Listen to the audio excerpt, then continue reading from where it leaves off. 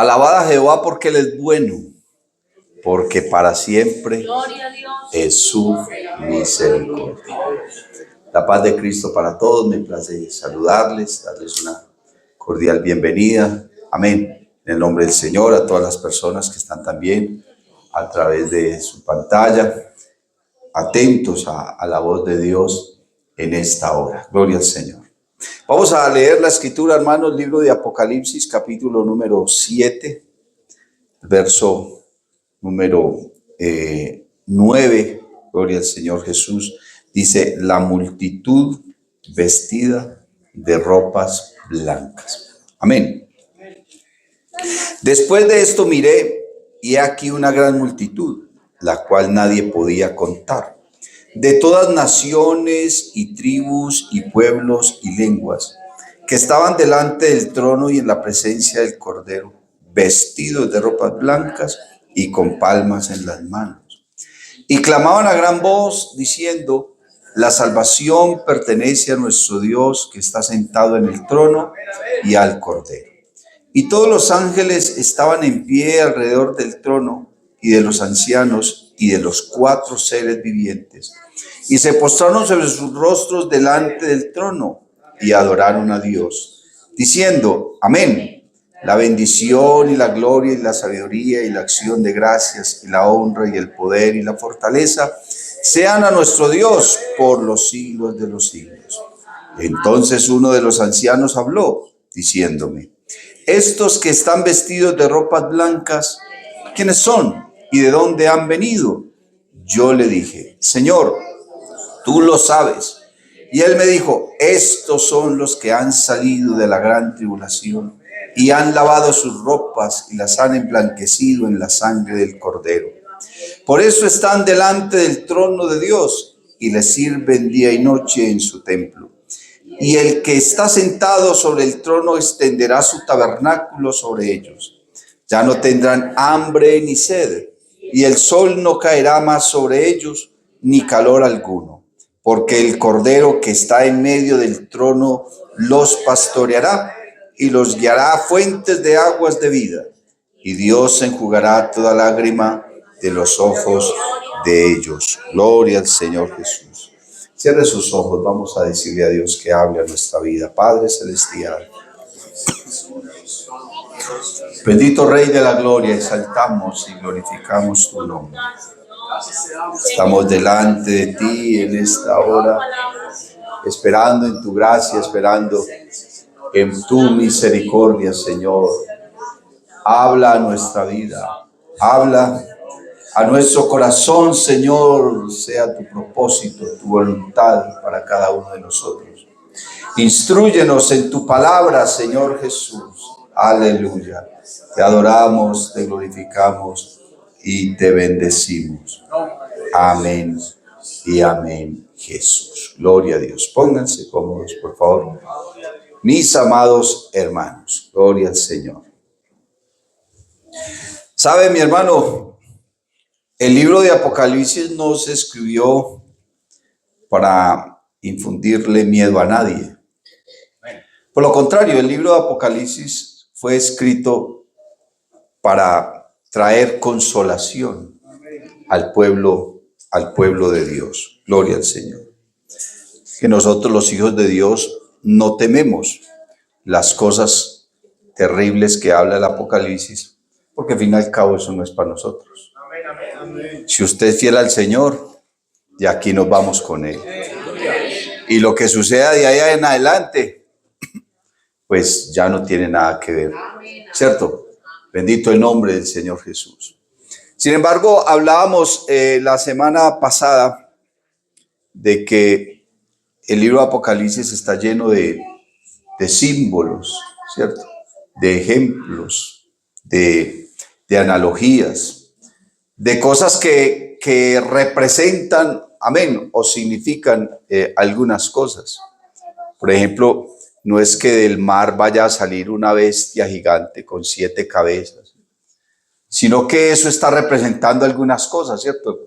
Casi siempre que la Biblia habla simbólicamente, hablando del mar, está hablando de muchedumbres, de gentes, de pueblos, ¿cierto? De multitudes. Y esa bestia de tantas cabezas, pues son imperios, son reinos, y finalmente es un hombre que se va a levantar en el mundo y va a tener gran control. Nosotros estamos esperando el acontecimiento más importante en la palabra de Dios. La conclusión o la cumbre del propósito de Dios para el pueblo gentil. Amén. El pueblo gentil es el pueblo que es aparte de Israel. Amén. Nosotros éramos gentiles, pero ya no lo somos. Ya somos hijos. Ya somos hijos de Dios. La Biblia habla de tres pueblos: el pueblo pagano, el pueblo de Israel y la iglesia.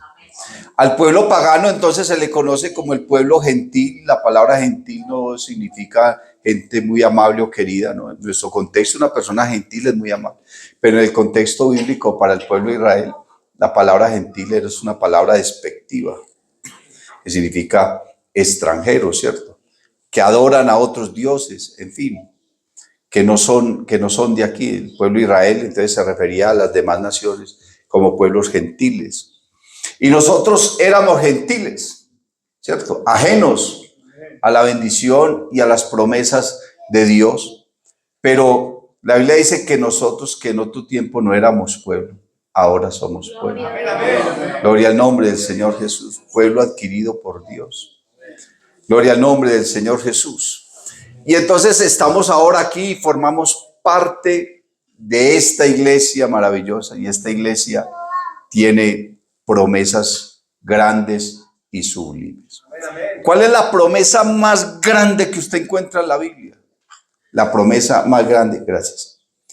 La promesa más grande que usted encuentra en la Biblia es la salvación. Usted puede encontrar en la Biblia todas las promesas, que hablan de más de 30,000 promesas, no sé qué es. Pero de todas las promesas que hayan en la Biblia, que ninguna se cumpla.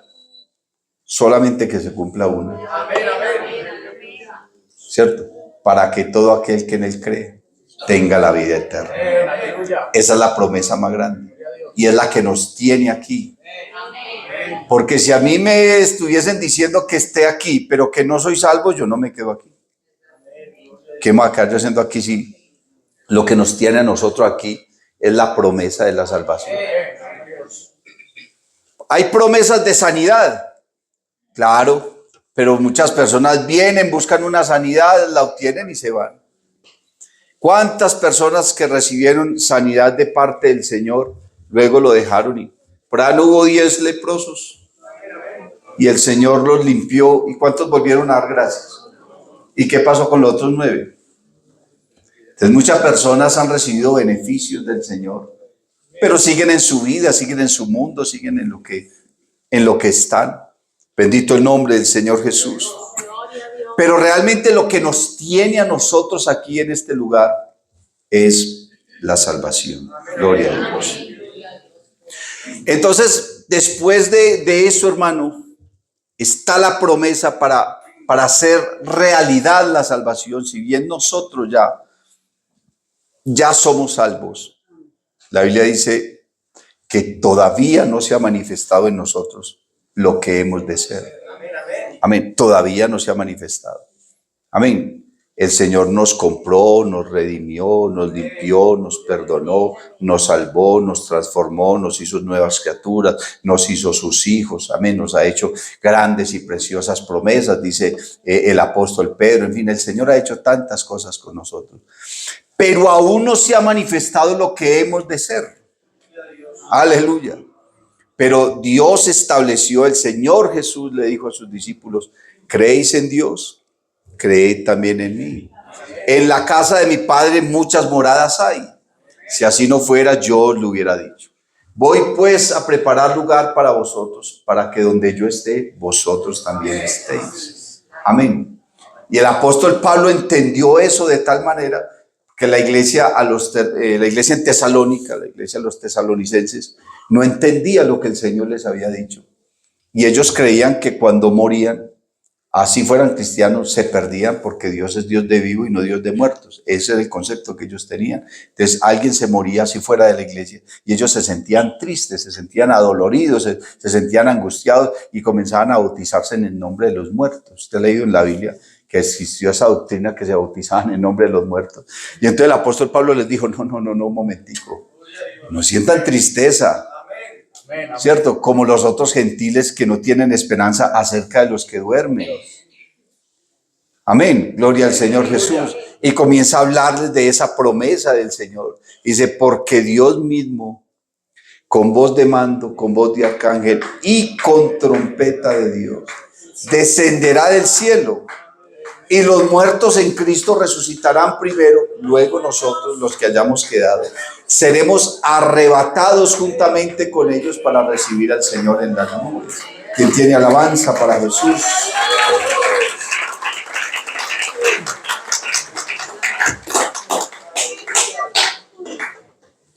Entonces el apóstol Pablo le dice eso a los tesalonicenses, no importa que usted muera, si usted murió en Cristo, el Señor un día va a venir y lo va a resucitar.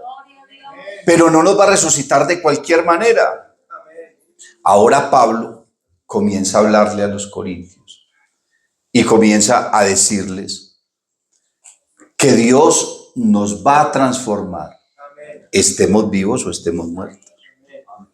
En una ocasión, algún creyente me decía, hermano, pero entonces si uno se muere y lo incineran, el Señor, ¿cómo va a hacer para resucitarlo si ya está? No, es que usted no puede dudar del poder de Dios. Al apóstol Pablo no lo incineraron, pero yo le aseguro que ya ni polvo hay de lo que él era, porque tantos años muerto, imagínese, ¿cierto? ¿En qué se convirtió ya? Es ni polvo siquiera. No podemos dudar del poder de Dios. Entonces el apóstol Pablo dice que en ese momento en el que el Señor quiera levantar su iglesia, nos va a transformar. Nos va a dar cuerpos nuevos. Va a resucitar a los que murieron en Cristo. Amén. Que esa es la primera resurrección. Va a resucitar a los que murieron en Cristo. Pero no van a resucitar así como murieron en el mismo cuerpo. Dios nos va a dar un cuerpo diferente. Un cuerpo que resista estar en su presencia. Y un cuerpo que pueda verlo a Él cara a cara y no quedar desintegrados, porque el que mire a Dios se muere y queda vuelto polvo. Nadie puede ver a Dios y seguir viviendo, ni siquiera los ángeles. La Biblia dice que a Dios nadie lo ha visto jamás. Y si alguien ha visto a Dios, ha visto es una visión, alguna manifestación que Dios le haya, como la que le mostró a Isaías, como la que vio Esteban, como la que vio Juan, como la que vio el apóstol Pablo, en fin, y como la que vio Moisés. Alguna visión, pero Dios en su esencia y en su gloria, nadie lo ha visto jamás. Nadie puede ver a Dios y seguir viviendo. Bendito el nombre del Señor. Pablo dice, hablando del misterio de la piedad, dice que Dios fue visto de los ángeles, pero fue visto de los ángeles allá en el pesebre, cuando Él se hizo hombre, pero no lo vieron ¿cierto? En su gloria, en su magnificencia. Entonces Dios nos va a dar a nosotros un cuerpo, nos va a transformar y nos va a llevar a su presencia. Eso se conoce como el arrebatamiento de la iglesia. Hace años, yo recién convertido, no hablaban del arrebatamiento, sino del rapto, ¿cierto? Inclusive habían canciones, la gente cantaba, el rapto de la iglesia, así será, ¿cierto? No sé si alguien recuerda esas canciones, cuando el Señor...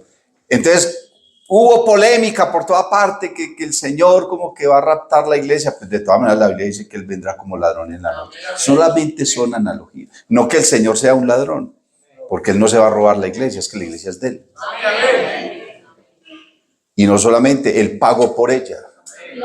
¿Cierto? Pero es una comparación, así como el ladrón no avisa para venir a robar, entonces el Señor tampoco va a avisar cuando venga a llevarse a su iglesia. Pero el apóstol Pablo a los tesalonicenses sí les dice que seremos arrebatados. Y arrebatar es quitar con violencia. ¿Cierto? Dice la Biblia que seremos arrebatados en un abrir y cerrar de ojos. ¿Cuánto se demora usted parpadeando? Eso son milésimas de... Y hay una versión de la Biblia que dice que en un cerrar de ojos, o sea, en la mitad del tiempo. Bendito el nombre del Señor Jesús. El cierto del caso es que el Señor va a levantar a su pueblo, se lo va a llevar de aquí. ¿Y qué sigue de ahí en adelante? Pues sigue una serie de sucesos en el cielo y una serie de sucesos en la tierra que se ocurrirán, que valga la redundancia, se sucederán, amén, al mismo tiempo, al mismo tiempo. Nosotros estábamos mirando en estos días, ya miramos el capítulo 4 de Apocalipsis, ¿cierto? Que habla de la adoración celestial, que es el arrebatamiento de la iglesia. El verso número 1 del capítulo 4 habla del arrebatamiento de la iglesia. Después de esto, miré, y aquí una puerta abierta en el cielo, y la primera voz que oí, como de trompeta, hablando conmigo, dijo: sube acá, y yo te mostraré las cosas que sucederán después de esto, ¿cierto? Entonces, ese verso número 1 está hablando desde el momento en que el Señor va a arrebatar la iglesia. Y en el capítulo número 4, en el capítulo número 5 y capítulo número 6, habla de 4 seres vivientes que ya miramos por la palabra, que esos 4 seres vivientes son la iglesia. Estos días estaba viendo un documental en YouTube acerca de los fenómenos y de las bestias que habla la palabra de Dios, ¿cierto? Y la Biblia sí habla de algunos monstruos, por ejemplo, como el Leviatán, que sí es literal, eso sí es un monstruo que está en el fondo del mar. Dios le dijo a Job: pescarás tú al Leviatán con un anzuelo. Imagínese, ¿cierto? Que esos son unas bestias que sí los van a soltar en el tiempo de la gran tribulación. Pero aquel hombre estaba narrando y estaba diciendo que en el cielo hay 4 fenómenos conocidos como los 4 seres vivientes, pero es que ese señor no entendía que esos 4 seres vivientes son la iglesia. Amén. Dice el capítulo 5 y el verso 8. Y cuando hubo tomado el libro, los 4 seres vivientes y los 24 ancianos se postraron delante del Cordero. Todos tenían arpas y copas de oro llenas de incienso, que son las oraciones de los santos, y cantaban un nuevo cántico, diciendo: digno eres de tomar el libro y de abrir sus sellos, porque tú fuiste inmolado y con tu sangre nos has redimido para Dios de todo linaje y lengua y pueblo y nación. ¿Quiénes son los redimidos? Los redimidos no somos nosotros, no es la iglesia. Y aquí dice que los 4 seres vivientes estaban cantando eso. Definitivamente los 4 seres vivientes son la iglesia. Gloria al Señor Jesús. Entonces, en el momento en que la iglesia sube, empieza una ceremonia ya, donde el Señor Jesús entonces termina su ministerio y su oficio como Salvador, y ahora se presenta como el juez, con un rollo con 7 sellos, y esos 7 sellos son juicios. Amén.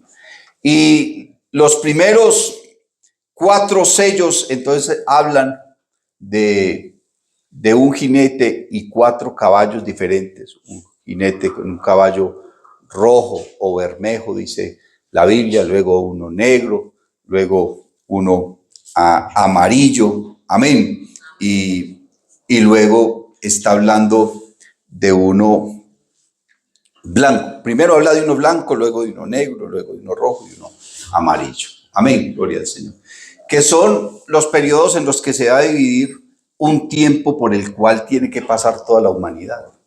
Después de que el Señor se lleve la iglesia, lo que va a suceder aquí no es nada agradable, no es nada halagüeño, ¿cierto? Entonces los primeros 4 sellos hablan de un juicio, hermano, de una autoridad que se le va a dar a un hombre que va a gobernar el mundo, ¿cierto? Que va a gobernar el mundo y va a gobernar, y los 3 primeros años y medio será paz, según el libro de Daniel, y de ahí en adelante vendrá muerte, guerra, sangre, espada, hambre, injusticia y enfermedades. Y de ahí siguen desatándose sellos y más juicios de parte del Señor. Los primeros versos del capítulo 7 hablan de que 4 ángeles se van a repartir por toda la tierra y van a detener el viento. Y yo estaba pensando en esto, miren lo que dice el verso 1 del capítulo 7. Después de esto vi a 4 ángeles en pie sobre los 4 ángulos de la tierra, que detenían los 4 vientos de la tierra, para que no soplase viento alguno sobre la tierra, ni sobre el mar, ni sobre ningún árbol. Yo me puse a pensar ahí un momentico, ¿y cómo se pone en este planeta si no hay viento? ¿Usted se imagina cómo se pone el planeta sin viento? Si el viento refresca, el viento mueve las nubes, el viento produce una cantidad de cosas en la tierra. Y la Biblia habla de que en ese tiempo, después de que el Señor se lleve a la iglesia, van a haber terremotos, van a haber, ¿cierto?, catástrofes de todo tipo. Aparte de eso, hermano, las guerras, todo lo que va a suceder. Bendito el nombre del Señor Jesús. Y quiero, hermano, abrir un paréntesis para que podamos entender algo que va a suceder en ese tiempo. Dios, retrocediendo el tiempo, Dios le prometió al rey David que su reino no tendría fin y que sobre el trono de David no faltaría un hijo suyo en el reino. ¿Cierto? De alguna manera Dios le estaba profetizando a David que el reino de Israel se iba a terminar. Amén. Se iba a dividir, se iba a acabar, pero que él iba a restablecer ese reino. Ese reino entonces está bajo una promesa y se conoce como el evangelio del reino. La palabra evangelio son buenas noticias. Sean buenas noticias para los gentiles como las que estamos predicando ahora, o buenas noticias para el pueblo de Israel. ¿Cierto? Cuando Juan el Bautista salió a predicar por allá, por el río Jordán y por el desierto, ya arrepentidos porque el reino de los cielos se ha acercado. Entonces venían miles de personas donde él, porque ellos creían que ya Dios iba a restaurar el reino. Ustedes saben que después de que Salomón murió, comenzó a reinar su hijo y a causa suya se dividió el reino de Israel y cayeron en crisis. Las tribus del norte se fueron, 10 tribus y media y 1.5 en el sur, y a los del norte los cautivaron los asirios y a las tribus del sur los cautivaron los babilonios y cayeron en desgracia el pueblo de Israel. En todo caso, el reino de Israel desapareció. Y cuando medio estaban procurando restablecer otra vez, volvían sus enemigos, los destruían el templo y una cantidad de cosas. Y esta es la hora que el pueblo de Israel no se ha podido parar. Usted le hace toda la historia de Israel, hermano, y aunque ellos no han sido destruidos y no los han borrado de sobre la faz de la tierra, pues todavía no se han podido establecer como reino aún. Tienen cantidad de enemigos, cantidad de dificultades, no han podido recuperar todo el territorio que Dios les dio, en fin. Pero hay una promesa de parte de Dios para restablecer el reino a Israel. Eso se conoce como el evangelio del reino. Amén, el evangelio del reino. Pero el apóstol Pablo nos predicó a nosotros el evangelio de la gracia. Amén, que es predicado a los gentiles. El mismo Señor Jesucristo dijo, a lo suyo vino. Lo suyo era a predicar, a hacer su obra en la cruz del Calvario. No dice a los suyos, no dice a lo suyo. A lo suyo vino. Y ahí sí dice, pero los suyos no le recibieron. El pueblo de Israel no le recibió. ¿Y por qué no le recibieron? Porque el pueblo de Israel estaba esperando un Mesías que viniera a salvarlos de la esclavitud y de la dependencia de los romanos y a restablecer el reino de Israel. Pero como ellos no veían que eso sucedía, sino que el Señor se la pasó fue sanando enfermos y dándole comida a los hambrientos ¿cierto? Y haciendo una cantidad de cosas, y cuando lo quisieron nombrar como rey, se les desapareció.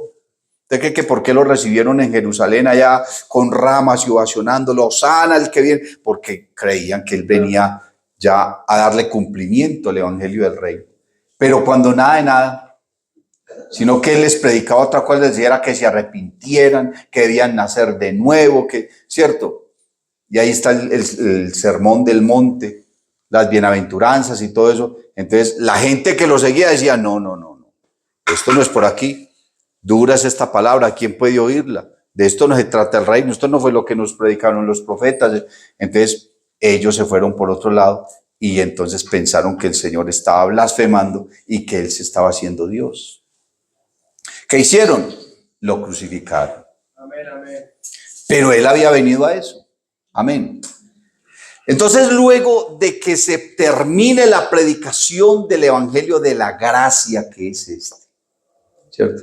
A lo suyo vino y los suyos no le recibieron, mas a todos los que le recibieron, a los que creen en su nombre, les ha dado potestad de ser hechos hijos de Dios, los cuales no son engendrados ni de carne, ni de sangre, ni de voluntad de varón, sino de Dios. Este es el evangelio de la gracia. Pero la Biblia habla de la plenitud de los gentiles, de cuando se cumpla la plenitud de los gentiles, o sea, cuando la última persona que ha de creer en Jesucristo se convierta al Señor, el Señor se lleva a la iglesia. Y entonces, como ya nosotros estamos resguardados, estamos salvados, estamos protegidos, ya sí somos transformados, ya se ha manifestado lo que hemos de ser, ahora sí ya estamos en el cielo. Pero entonces Dios necesita tratar con Israel. Si bien la gran tribulación va a afectar al mundo entero, el propósito de Dios es tratar con Israel. El propósito de Dios es tratar con Israel. Entonces nosotros llegamos al cielo, hay una fiesta ya, y lo primero que vamos a experimentar, hermano, y a vivir allá, es cuando Jesucristo termina su ministerio como Salvador y ahora se convierte en juez. Y por eso es que aparece un rollo con unos sellos que nadie los puede abrir. Y Juan estaba llorando porque Juan vio eso. Dios le mostró de manera literal al apóstol Juan lo que iba a suceder allá. ¿Cierto? Que habían 24 ancianos, hay quienes dicen que eran los 12 apóstoles y los 12 patriarcas, no sé quiénes serán, la Biblia no da claridad, en todo caso se dice que habían 24 ancianos que tenían unas coronas y ellos no se sentían dignos de ellas, entonces le regresaban las coronas al Señor, y habían 4 seres vivientes, que es la iglesia, que ya lo vimos, gloria al nombre del Señor Jesús, y todos adoraban al Señor. Y entonces Juan dice, y él lloraba mucho porque no había quien pudiese abrir el libro, ni quien fuera digno. Entonces dice la Biblia que apareció un cordero en medio de los 4 seres vivientes y en medio de los 24 ancianos y en medio del trono y en medio de todos los ángeles. Ese cordero es Cristo, como inmolado. Gloria al nombre del Señor Jesús. Y entonces él recibe el rollo. ¿Por qué? Porque toda potestad me es dada, dijo el Señor. Entonces él recibe el rollo y él es el único digno. Entonces no es que Dios le esté entregando el rollo al Señor como si fuera una dualidad o una trinidad. Hablo de esta manera porque siempre hay muchas personas que no han escuchado las enseñanzas anteriores y necesito que estén en contexto. Amén, amén. Porque la Biblia habla de los asimismos de Cristo. Es que a la gente le da dificultad entender que el Señor se entregó el rollo a sí mismo. La Biblia dice que Él se humilló, ¿qué? A sí mismo. Se hizo siervo a sí mismo. Se hizo obediente a sí mismo. Se entregó a sí mismo. Oró a sí mismo. Hermano, ¿a quién le oraba el Señor? Oraba a sí mismo. ¿A quién le entregó el rollo? Se lo entregó a sí mismo. Nosotros no somos trinitarios, hermano. Nosotros creímos en Jesucristo como el único Dios. En el cielo no hay sino un trono y en el trono hay uno solo sentado y su nombre es Jesucristo. ¿Quién más le iba a entregar el rollo a él? Nadie. Se lo entregó a sí mismo. Porque él ya deja de ser nuestro Salvador y deja de llamarse Jesús.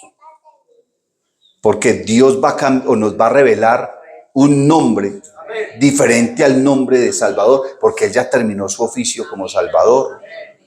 El Señor ha hecho o ha cumplido varios oficios. Inclusive cuando estuvo aquí en la tierra cumplió varios oficios. Él aquí fue sacerdote, fue profeta, fue rey, ¿cierto? Y Dios también. Y los evangelistas cada uno lo mira de manera diferente. Se mira a Mateo, lo señala de una manera. Mateo habla de Jesús como el rey. Marcos habla de él como el siervo. Lucas habla de él como el hijo del hombre. Juan habla de él como Dios. Y así sucesivamente. Entonces él, como Dios, termina su función como Salvador y ahora entonces se sienta en el trono como el juez y abre los sellos porque él es el único digno. ¿Y esos sellos qué son? Los juicios que van a venir en la gran tribulación. Pero mire el escenario. La iglesia ya está en el cielo. La iglesia ya está en el cielo y ya se abrieron los 7 sellos. Bueno, 6, porque el séptimo sello se abre más adelante. El séptimo sello ya está en el capítulo número 8, ¿cierto? El séptimo sello. Y entonces aparece aquí unos textos controversiales que llevan a muchas personas a pensar que la iglesia pasa por la gran tribulación, por el lenguaje que usa. Mire cómo dice. Después de esto miré, y he aquí una gran multitud, la cual nadie podía contar, de todas naciones y tribus y pueblos y lenguas, que estaban delante del trono y en la presencia del Cordero, vestidos de ropas blancas y con palmas en las manos. Y la gente dice, esa era la iglesia, está ahí porque dice que salieron de la gran tribulación. Espera. Verso 10.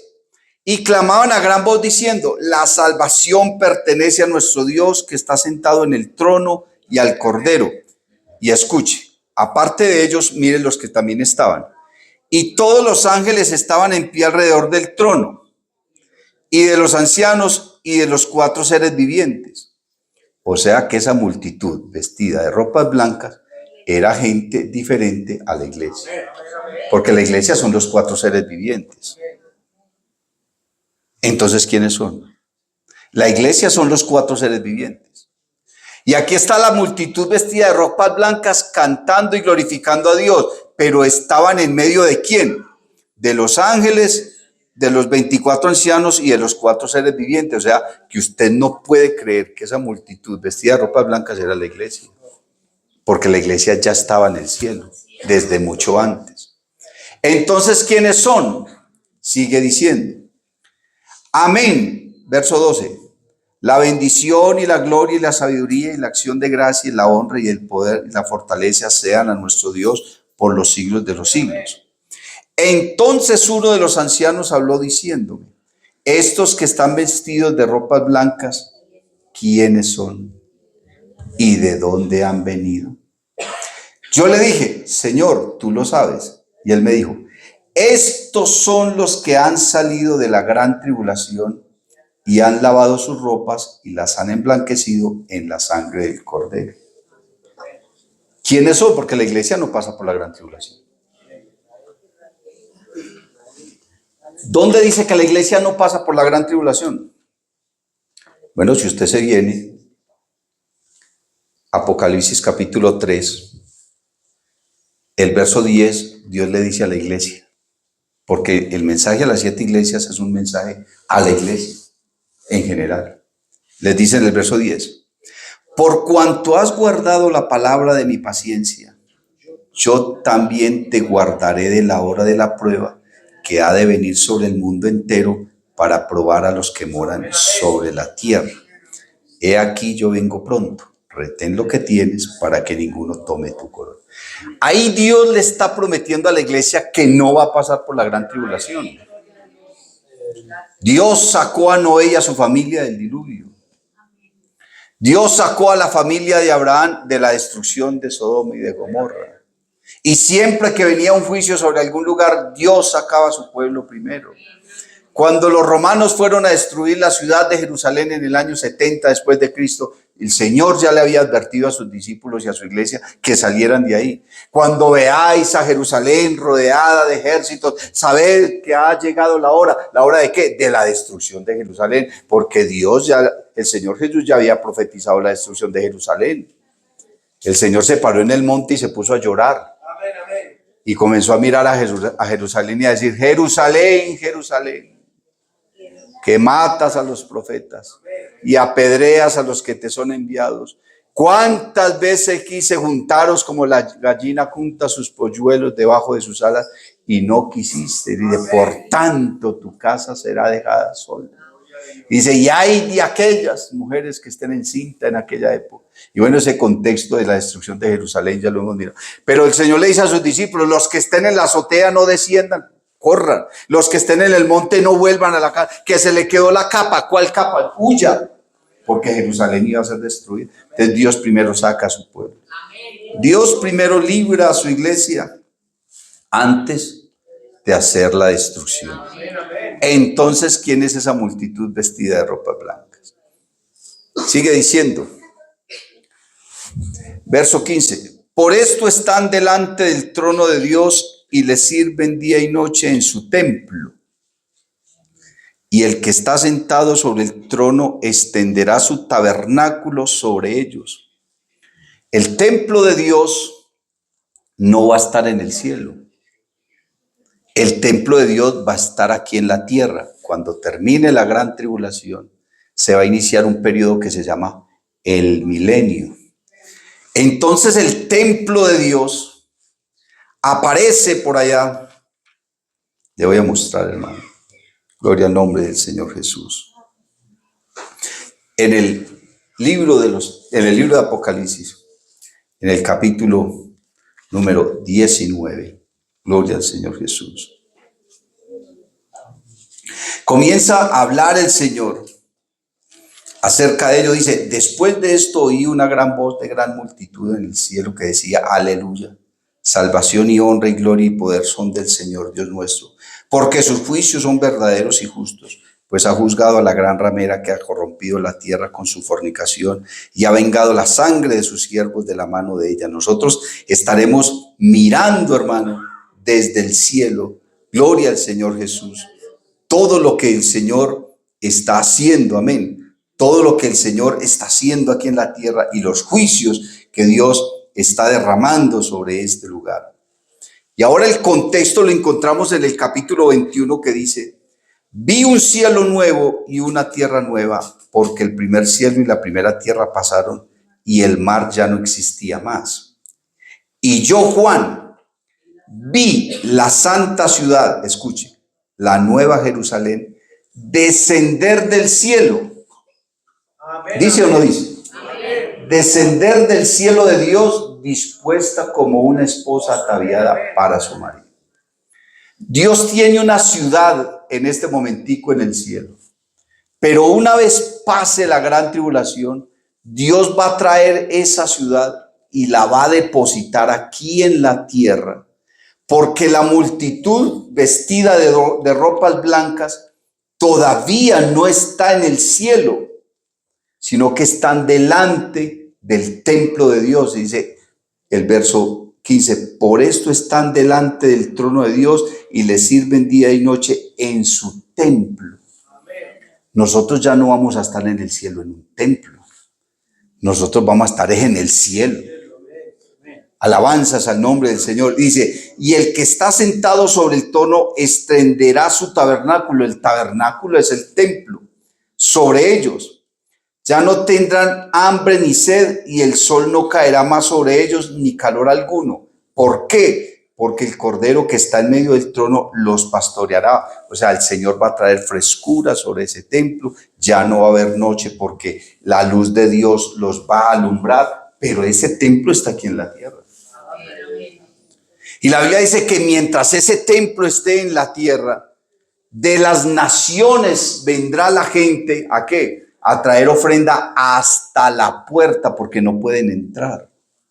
Los únicos que pueden entrar al templo es el pueblo de Israel, los que no se murieron en la gran tribulación. Por eso dice: ¿quiénes son estos? Los que han salido de la gran tribulación, o sea, los que no murieron durante la gran tribulación.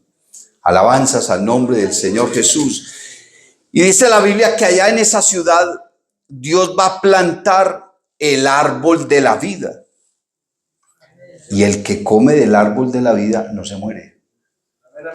Pero las naciones vendrán para que les den al menos las hojas del árbol de la vida. Usted lee eso en Apocalipsis. Y ellos comerán de las hojas y las hojas les servirán para sanidad. Vea, se sabe el texto. Para sanidad, dice la Biblia. ¿Y por qué? Porque están todavía aquí en la tierra. Entonces, Apocalipsis 6, Apocalipsis 7 y aún Apocalipsis 8 y de ahí en adelante, todos esos capítulos de Apocalipsis están hablando de puros juicios, de puros juicios. Están hablando de lo que sucede acá en la tierra, mientras que nosotros como iglesia estamos en el cielo. ¿Haciendo qué? Haciendo fiesta. Estamos, primero empieza el tribunal de Cristo. Que el tribunal de Cristo no es un juicio.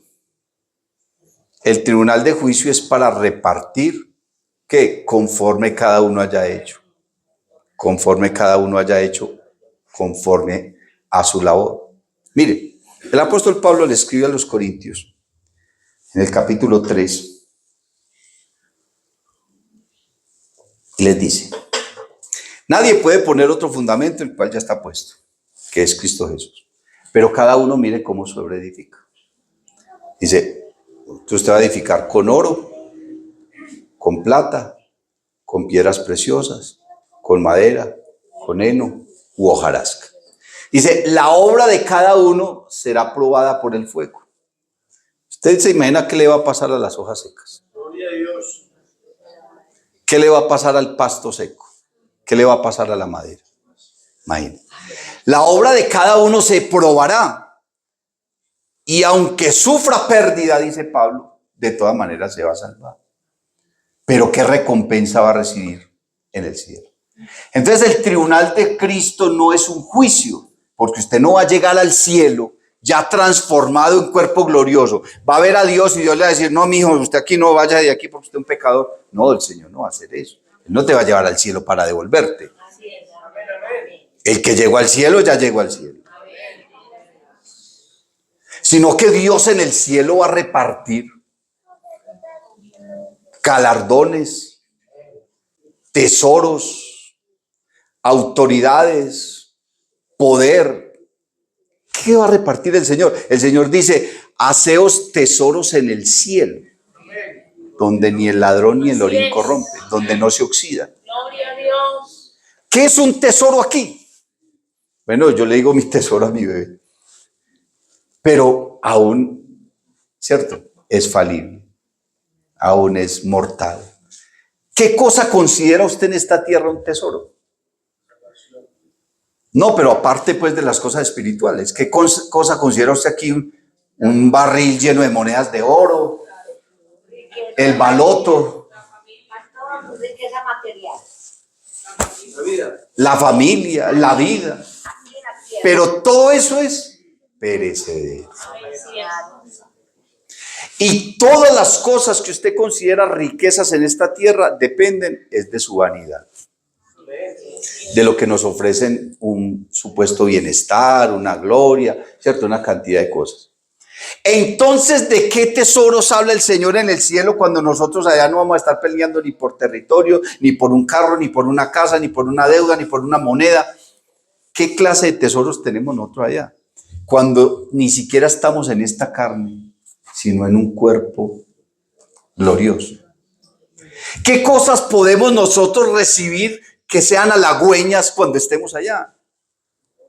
Que generen algo, algún impacto en nuestra vida. Que uno diga, uy, me entregó esto. ¿Qué será? No sabemos. La Biblia habla de unas coronas. Lo más básico que usted va a recibir, lo más básico, o sea, el que no reciba nada, al menos va a recibir una cosa, que es la corona de la vida. Y la corona de la vida no es que te van a poner una corona en la cabeza, sino que tienes la vida eterna. El hecho de tener la vida eterna, eso ya es que estás coronado de vida eterna. O sea, vas a estar en el cielo, vas a ver a Dios, vamos a estar todos allá, no va a morir nunca. Es lo más básico que usted va a recibir. Pero de ahí en adelante la Biblia habla de la corona incorruptible, de la corona de gloria, ¿cierto? De la corona de justicia. ¿Qué le va a dar el Señor al apóstol Pablo que no nos lo va a dar a nosotros? Porque yo no creo que a Pablo le den lo mismo que me van a dar a mí. Imagínense. Nosotros no le llegamos ni a los tobillos allí. ¿Qué le va a dar el Señor a Noé, a Job y a Daniel, que eran sus tres preferidos en el Antiguo Testamento? Ya le digo Ezequiel 14:14. Dice, ¿quién como Daniel, como Noé y como Job? Es de los únicos que Dios dijo en toda la Biblia, varón justo, temeroso de Dios y apartado. ¿A quién más le dijo eso el Señor? A nadie. ¿Qué dijo el Señor de Noé? Varón justo. ¿Qué le dijo el Señor a Job? Varón justo, temeroso. ¿Qué le dijo el ángel a Daniel? Eres amado de Dios. Amén, amén.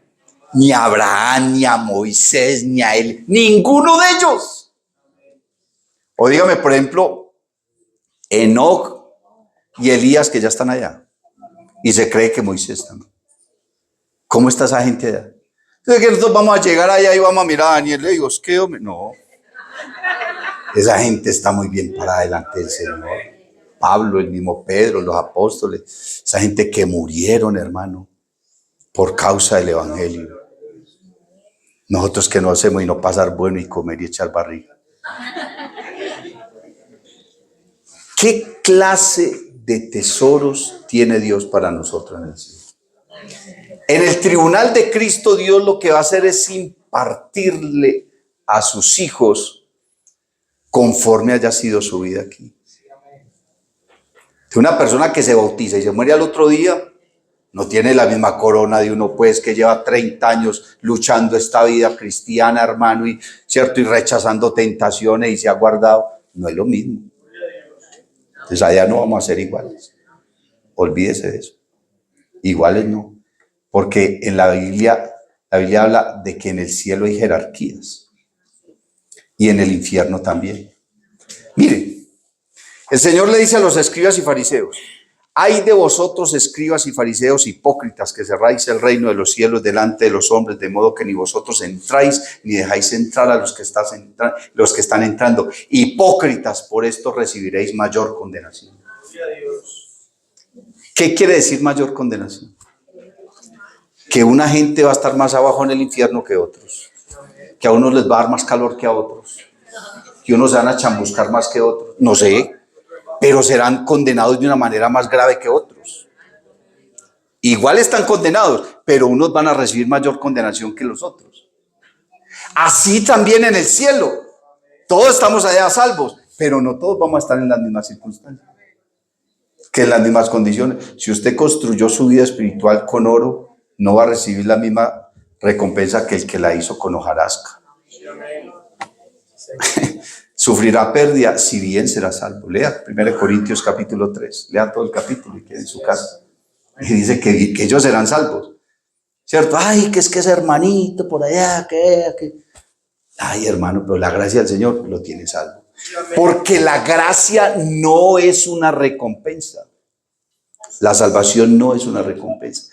La salvación es un regalo. ¿Para quién? Para el que cree en Jesucristo. Cree en el Señor Jesucristo y la salvo tú y toda tu casa. En un texto dice tú y tu casa y en otro texto dice tú y toda tu casa. Esa promesa la hizo el Señor al carcelero, pero yo soy salvo. Entonces estamos en ese tribunal de Cristo donde Dios le da recompensa a cada cual según lo que hizo, según su obra, según su servicio. Amén. Según su trabajo, según su fe, según su obra. Y también se inicia las bodas del Cordero, que es donde Dios literalmente se va a casar con la iglesia. Se va a casar con la iglesia. Pero mientras eso sucede en el cielo, aquí en la tierra, la gran tribulación se manifiesta, porque el primer sello es la autorización de parte de Dios para que el jinete del caballo blanco se manifieste. Y el jinete del caballo blanco es el anticristo. Y luego viene el jinete del caballo negro, que es el mismo anticristo, solamente que cambias de caballo. Y luego viene el del caballo rojo y luego viene el del caballo amarillo, que ya vimos lo que significa cada uno de esos caballos. Y la persecución tan horrible contra el pueblo de de Israel. Bendito el nombre del Señor Jesús. A los 7 años, Israel está siendo, hermano, aniquilada. El anticristo tiene al pueblo de Israel aniquilado, lo tiene diezmado, hermano. Pero durante la gran tribulación, porque es que usted mira en el capítulo 7 de Apocalipsis que habla de 144,000 sellados, y en el capítulo 14, para que lo leas, en el capítulo 11, perdón, habla de los 2 testigos. Como Dios va a tratar con el pueblo de Israel, entonces Dios envía a 2 hombres a Israel para que prediquen, que la Biblia dice que dan testimonio. ¿Testimonio de qué? Nuestro testimonio es Cristo. A dar testimonio de Cristo. A testificarle al pueblo de Israel. Y dice la Biblia que ellos hacen milagros, pero que finalmente el anticristo los mata. Le quita la vida a los 2. La Biblia no dice quiénes son. La gente especulando dicen que son Elías y Moisés, por el tipo de milagros que van a hacer, que desciende fuego del cielo, que abren el mar, porque eso fue lo que Dios hizo a través de Elías y de Moisés. Pero el anticristo los mata a ellos y los exhibe en la plaza de Jerusalén y los cuelgan y los arrastran por toda parte. Eso por las redes sociales, todo el mundo los va a ver por lo que hicieron con esos 2 muchachos y se burlan de ellos y en fin, una cantidad de cosas. Pero a los 3 días, dice la Biblia, que resucitan y el mundo entero se va a ver eso. Es que si ahorita los medios de comunicación y las redes sociales tienen, pues, para ese tiempo eso va a estar mucho más desarrollado. Ahora con la inteligencia artificial. Entonces, hermano, los 2 olivos, que son esos 2 testigos, esos 2 predicadores, amén, se van a resucitar y se van a levantar y van a comenzar a predicar que el evangelio, pero no el evangelio de la gracia, sino el evangelio del reino.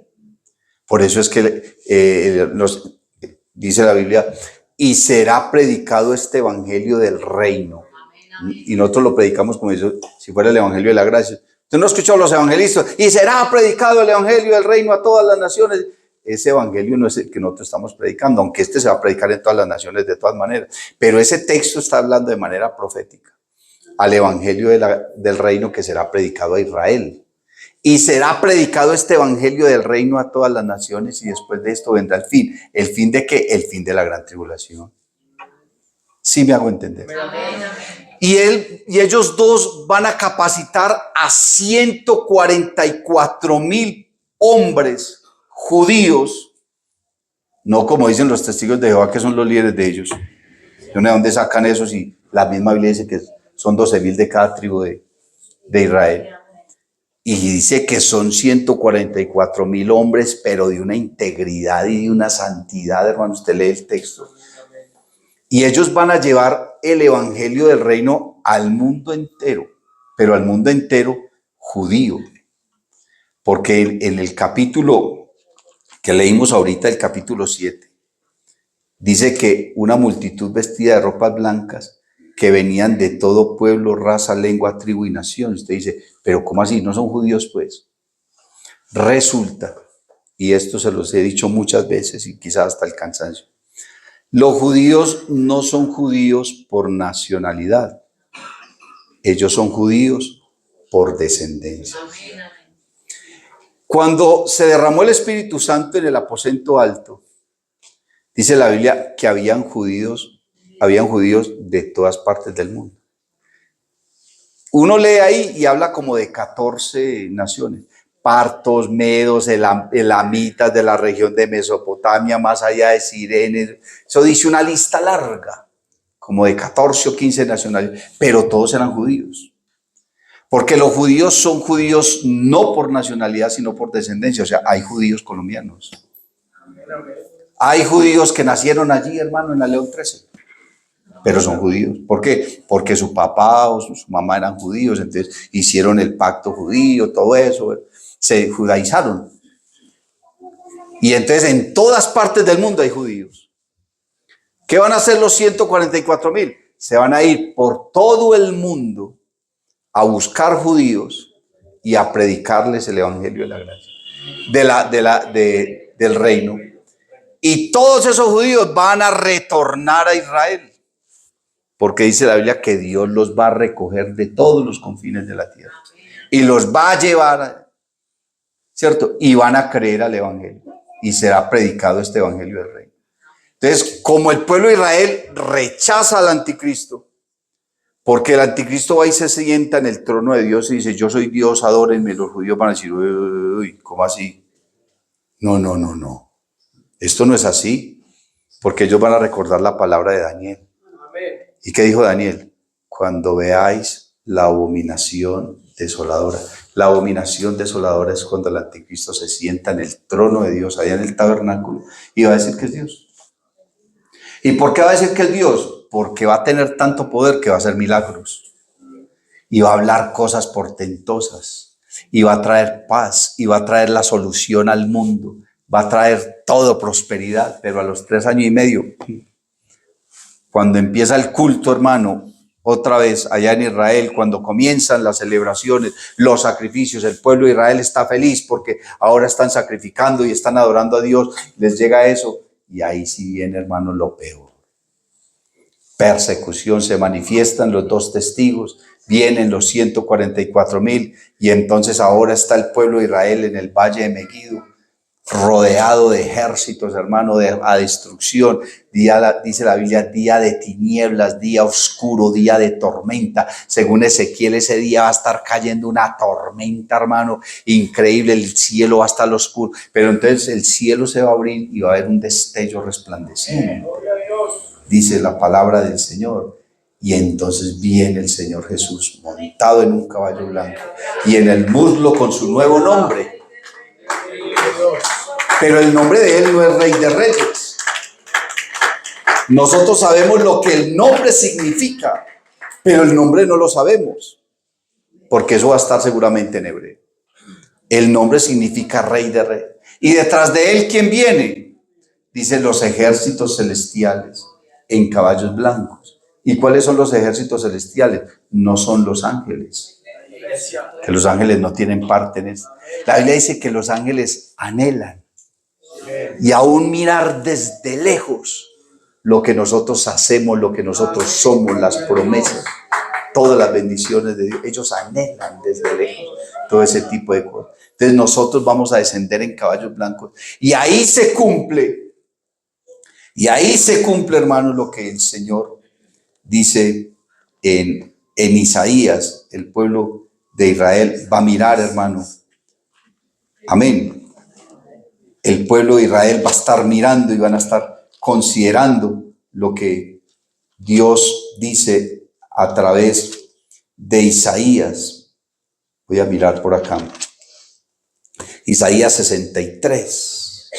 El Señor desciende en su caballo y comienza a pisotear a todos los ejércitos del anticristo que están formados, dispuestos para destruir a Israel. Y dice Isaías 63. ¿Quién es este que viene? De Edom, de Bosra, 2 ciudades violentas, con vestidos rojos. Los vestidos del Señor no son rojos, son blancos. ¿Y por qué están rojos? Dice, este hermoso en su vestido, que marcha en la grandeza de su poder. Contesta el Señor, yo, el que hablo en justicia, grande para salvar. Preguntan, ¿por qué es rojo tu vestido y tus ropas como del que ha pisado el lagar? Y dice el Señor, he pisado yo solo el lagar y de los pueblos nadie había conmigo. Los pisé con mi ira, en un pisotón del Señor, y los hollé con mi furor, y su sangre salpicó mis vestidos y manché todas mis ropas. ¿Y qué dice Apocalipsis? Bienvenido a la cena, pero no está hablando de las bodas del Cordero. Bendito el nombre del Señor Jesús.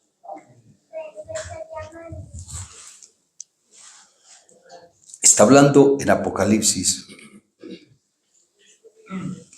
capítulo 19, verso 11. Miren lo que dice. El jinete del caballo blanco. Ese sí es el Señor. No es el mismo jinete del otro caballo blanco, porque este no cambia de caballo. Dice, entonces vi el cielo abierto y aquí un caballo blanco. y el que lo montaba se llamaba Fiel y Verdadero, y con justicia juzga y pelea. Sus ojos eran como llama de fuego, y había en su cabeza muchas diademas, y tenía un nombre escrito que ninguno conocía sino él mismo. Estaba vestido de una ropa teñida en sangre. Si ve que es el mismo contexto de Isaías 63. Y su nombre es el Verbo de Dios. Y los ejércitos celestiales vestidos de lino finísimo, blanco y limpio, o sea, nosotros. No dicen amén. Le seguían en caballos blancos. De su boca sale una espada aguda para herir con ella a las naciones, y él las regirá con vara de hierro, y él pisa el lagar.